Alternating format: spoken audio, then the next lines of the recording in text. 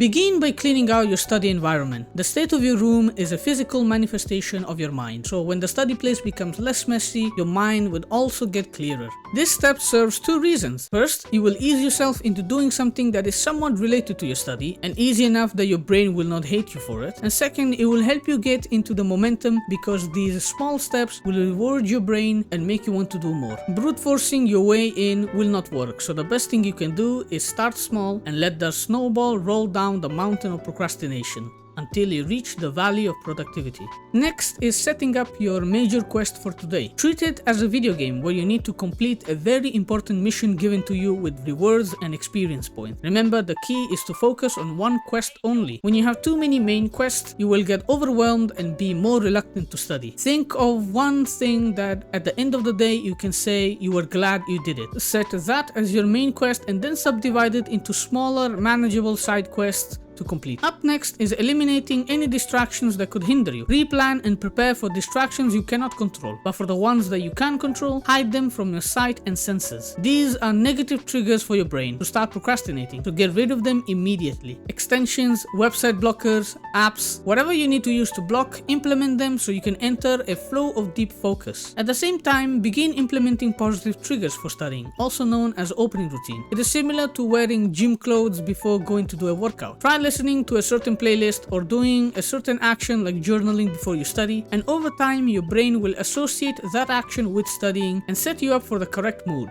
Set up your closing routine. This will be a series of steps you will create for yourself that will indicate the closure of your workday. Remember that to have a productive day, it means to be satisfied of the result, and if you keep thinking of more things to do, your brain will be on constant work mode and not on a rest mode. Constant work mode just makes you more stressed and anxious, which is not good, both short and long term. The closing routine will allow you to disengage from work and rest. Something you can also do during the closing routine is to plan for tomorrow, so you can end the day on a high note and begin tomorrow with a step in advance.